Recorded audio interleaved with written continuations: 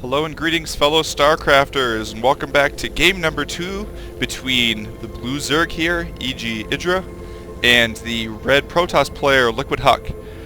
Now, I would like to talk a little bit just about Huck did recently, in fact, switch to Evil Geniuses, and so, actually, they are teammates. I believe they were teammates when this game was played, as Huck switched like 2 weeks ago, or maybe it was just a week ago, so they might have been teammates. He is still using his old moniker, I want to say moniker. I don't know if that's a real word, though. Oh, and he is doing a Forge expand. That's interesting to know. But anyway, he's using his old name, Liquid Huck. So they might not have been teammates at this point, but they are now. Idra really likes Huck. He always talks positively about him when he's talking about his play. He might get frustrated when he loses to him, but I think he respects him as a player. Idra tends to rage against players he really doesn't like, especially like, I don't know, like Root Druby. But they are teammates. And also, another kind of fun fact is even though Huck lives in Canada, he actually grew up in America until he was 16, and one of his parents is American and one is Canadian. So, in terms of the best Americans in the world, it's probably Idra and Huck is what I would say.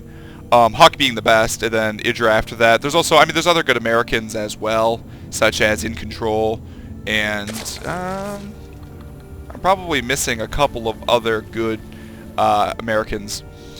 Looks like Huck is going to get that probe there in time. Idra was not going for the hatch first, or maybe he was, and he just laid the spawning pool as soon as he spotted the probe, knowing he wouldn't be able to get down, because Huck's probe is just so nasty. Idra is in fact going for... Ooh, he's going to get a Nexus, actually. He's just going to get a 15 Nexus, even though Idra decided to go for the... was it like a 15 pool, maybe? So the lateness of the pool is going to help Huck defend. Looks like he's going to return the minerals. He's going to come back, lay the forge, lay the gateway, the cannon behind, and that's going to be pretty safe. I would say it's fairly rare that Lings just go in and kill someone at the professional level. Nice job spamming this.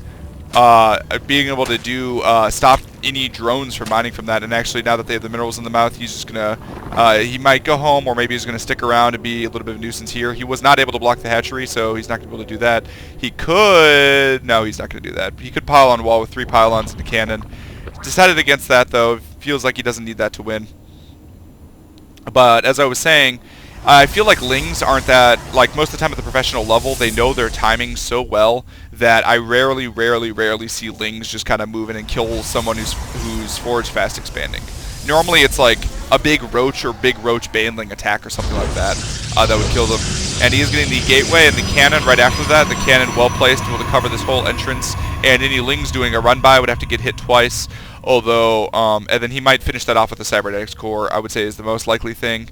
And then you just bust your gateway when you want to get out. Huck hiding his probe there for later scouting purposes. Nice job on his part. It's always good to... something that I would say lesser players don't do enough is hide your scouting worker. Keep it alive. Hide your scouting worker. Try to find a place that you can sneak it around. And then once, like... Idra's army moves out, around like the 6-minute mark or whatever time that, you think you can get in, you can just send your scouting worker in, maybe sneak in, see some tech, or maybe just see the army composition.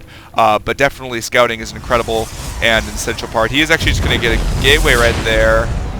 Cancels the gateway and gets a cybernetics core, so that's interesting. I guess he was afraid of, he must have been afraid of any sort of Ling run-by, because he didn't know, he has no presence on the map with the exception of this little probe right here. And so he didn't know what was coming, so he wanted to make sure that he was protected against that. So he just cancels the gateway, gets the cybernetics core, and just wants to make sure he's totally safe from any sort of aggression like that. He did see Idra in the previous game do a similar attack like that. Looks like Huck is also going to check to see if Idra is getting a hatchery here, and indeed Idra is. Was Huck able to... He looks like he's trying to slide the probe around to keep it alive. Idra could have spotted it on the minimap. I believe the hatchery... Oh no, hatcheries, when they're building, have very limited range, actually. So Huck probably kept that probe alive and unknown. So now he's going to... decides to not keep that pylon. Huh. Okay. But Idra's response here, by the way, to get the quick third is the intelligent response. It's how you want to respond. Idra, being very intelligent, either having spotted that probe or knowing that Huck would probably do this, is sending a drone around, or a Zergling rather, to go around and look for that probe and see if he can take him out. And it is going to go right by him as long as Huck doesn't move. If Huck moves, though, that'd be like ninja movement because he's like able to sense the Zergling coming. But looks like his probe is going to get taken out. It's unfortunate. He did not keep the pylon up there.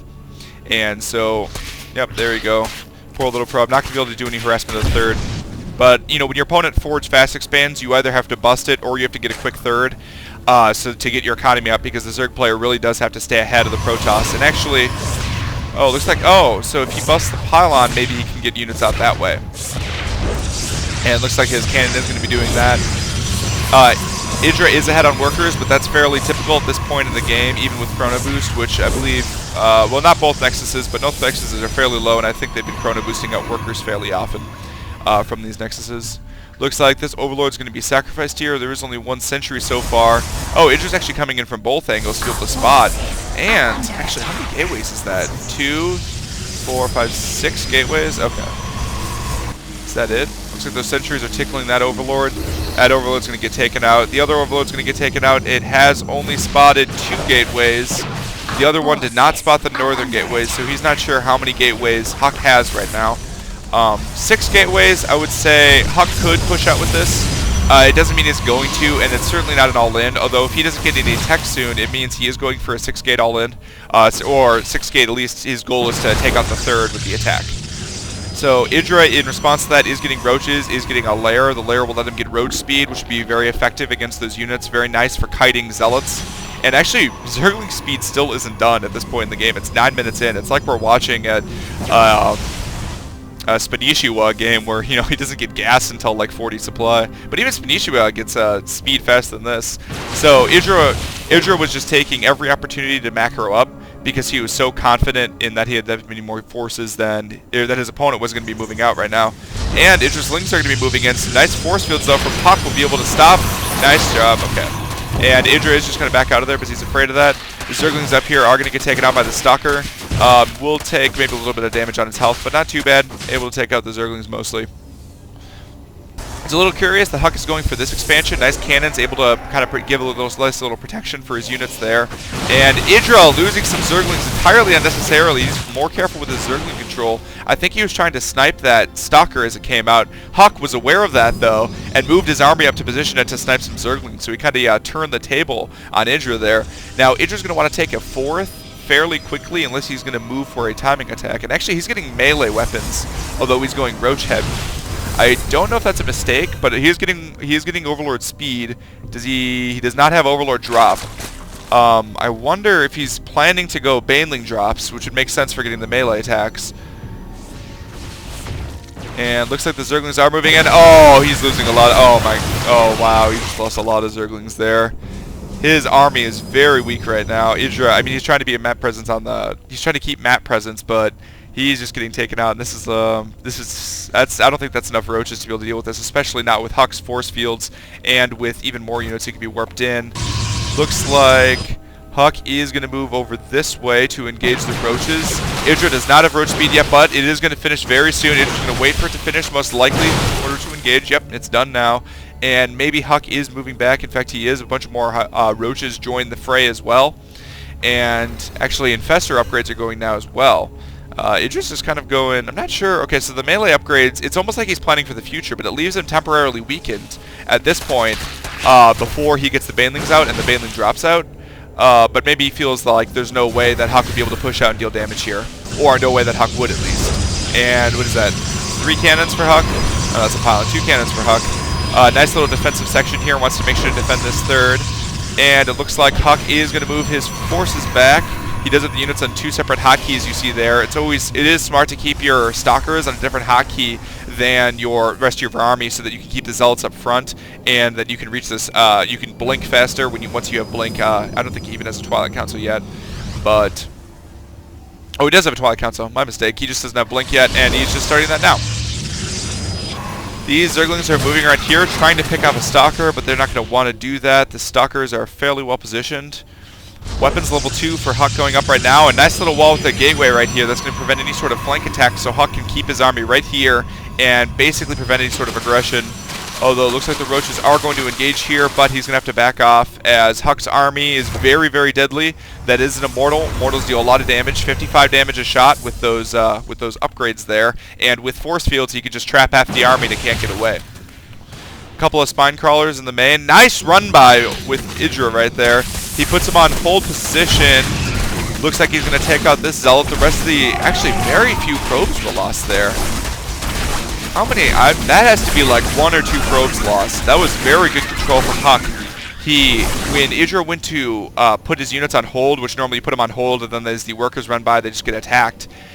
But he just kind of attacked with his workers, then as soon as he clicked off of hold and did his A-click, then he clicked his workers up here so that they'd go away. The Zerglings would all try to fight the Zealot, and then the other 2 Zealots joined the fray as well.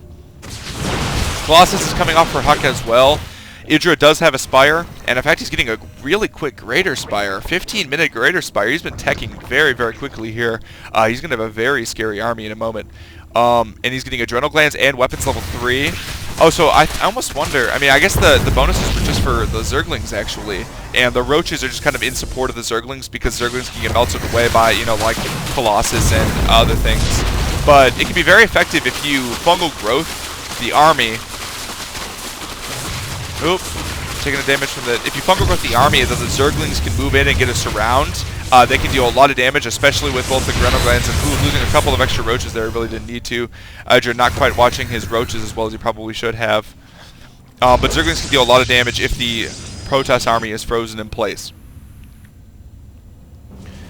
Now, it looks like Weapons level 3 and Armor level 2 for the Protoss. So he is, in fact, ahead of upgrades. He's at 2-1 right now, whereas Idra is only at 2-0. Is getting Zerg Flyer Carapace, actually, so he is going to be going for, and we do see 4 Corruptors right now, so he's going to be going for Broodlords, and those weapons upgrades are going to be very useful for the Broodlings, which have a very fast attack speed. Weapons upgrades are incredibly important there. Idra's 4th is now just getting, well, not even fully saturated, just partially saturated. Should go ahead and take a gander at the worker count. Very similar worker counts. That's kind of what both players want to max at. But there is a lot more resources actually stockpiled for Huck at this point. So he is actually doing better on the resource front. It's possible because Idra's just going for so many upgrades, which would actually give Idra an example. And Gravitic Boosters. Oh. Is that... Oh, I thought that was the Warp Prism speed boost. Nope, that's the Observer speed boost.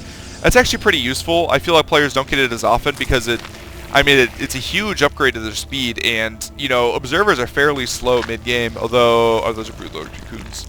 So what do we have? 4 more Broodlords on the way, 1 already completed. And Idra building buildings and canceling them to get above 200 supply. Is Huck going to move out here? Huck is not going to move out here. Oh, I totally had that backwards when I was talking about it before. Idra has a lot more resources stockpiled. Huck does not. He's sacrificing those Zerglings right there. That's on purpose. I'm not sure why Huck isn't engaging these. Actually able to deal a little bit of damage when Idra was just trying to throw away units. I think he was just trying to throw away units. And nice force field to be able to stop any units from coming through. Be careful with those. Okay. So Idra does have a lot of resources stockpiled, and oh, geez. Oh, 2 Broodlords given up for free right there. Nice Fungal Growth, able to take a couple of them out. And another Fungal Growth is going to get chained to make sure, but they are going to blink away as soon as that Fungal Growth wears off. So Idra needs to be a little bit more careful with his Broodlord placement. I think he was trying to, you know, move to the side corner over here and try to just harass this expansion. But the Blink Stalkers deal a lot of damage. He was able to one-shot it, actually. He had that many Blink Stalkers.